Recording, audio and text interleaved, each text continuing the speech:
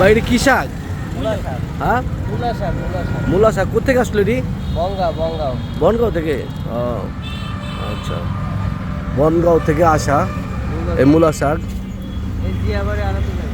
দিয়াবাড়ি আড়তে যাবে। তো যে বন্ধুগণ দেখতে থাকো, এখান থেকে এটা পালপাড়া ঘাট। তো এই যে আপনাদের দেখাই, বনগাঁও থেকে আসা, সাভার বনগাঁও থেকে এই মূলা শাক আসে। এখান থেকে আড়তে চলে যাবে, আড়ত থেকে দেখা গেল যে পাইকাররা নিয়ে এটা আবার বিক্রি করবে। তো বন্ধুগণ দেখো,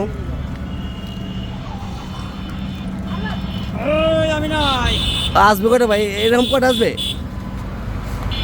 আসবে কটা? বোটে, হ্যাঁ, অনেকগুলা। ও,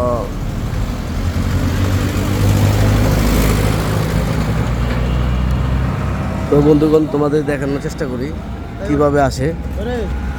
নদী দিয়ে আসে, বনগাঁও থেকে এইভাবে আসে। এই হলো পালপাড়া ঘাট।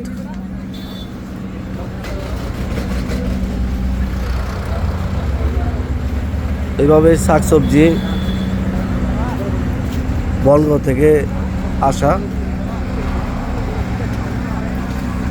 তো বন্ধুগণ দেখতেই পেলা, ভিডিওটি কেমন লাগলো? ভালো লাগলে অবশ্যই শেয়ার অ্যান্ড কমেন্ট করে জানাবেন।